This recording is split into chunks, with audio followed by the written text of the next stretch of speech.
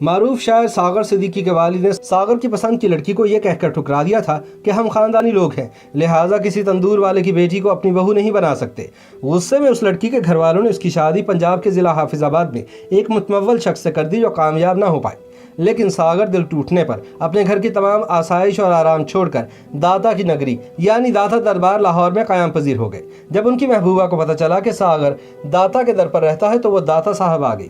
کافی تلاش کے بعد آخر تاش کھیلتے ہوئے ایک نشئیوں کے جھرمٹ میں اسے ساغر مل ہی گیا۔ اس نے ساغر کو اپنے ساتھ چلنے کو کہا اور یہ بھی بتایا کہ مجھے میرے خاوند نے ہاتھ تک نہیں لگایا اور ہماری داستان محبت سن کر اس نے مجھے طلاق دے دی ہے، اب اگر تم چاہو تو مجھے اپنا لو۔ جواب میں ساغر نے یہ کہہ کر انکار کر دیا کہ بندہ پرور کوئی خیرات نہیں، ہم وفاؤں کا صلہ مانگتے ہیں۔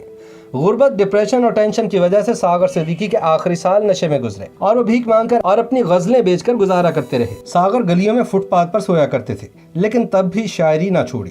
اسی زمانے میں ساغر نے شہرہ آفاق غزل بھی کہی۔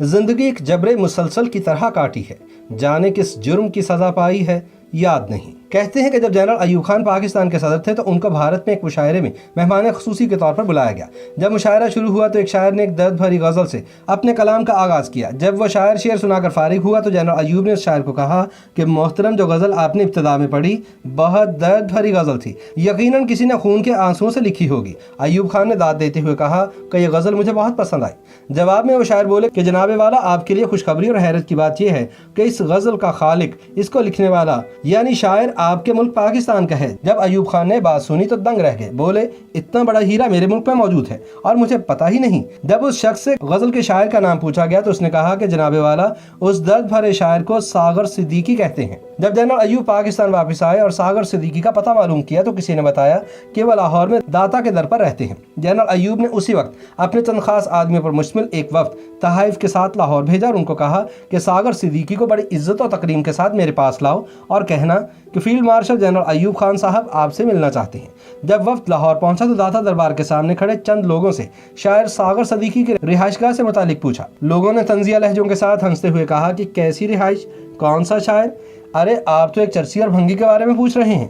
تب ایک شخص نے اشارہ کرتے ہوئے کہا کہ وہ دیکھو سامنے پڑا ہے، ساغر صدیقی چرسیوں اور بھنگیوں کے جھرمٹ میں۔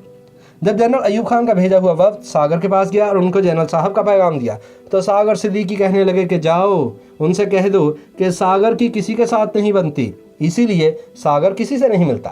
بے پناہ اصرار اور ترلوں کے باوجود ساغر نہ مانا، البتہ اس نے سگریٹ کی ڈبیا کے اندر سے سفید کاغذ نکالا اور اس پر یہ شعر لکھ کر صدر ایوب کو بھیج دیا: جس عہد میں لٹ جائے غریبوں کی کمائی، جس عہد میں لٹ جائے غریبوں کی کمائی، اس عہد کے سلطان سے کوئی بھول ہوئی ہے، اس عہد کے سلطان سے کوئی بھول ہوئی ہے۔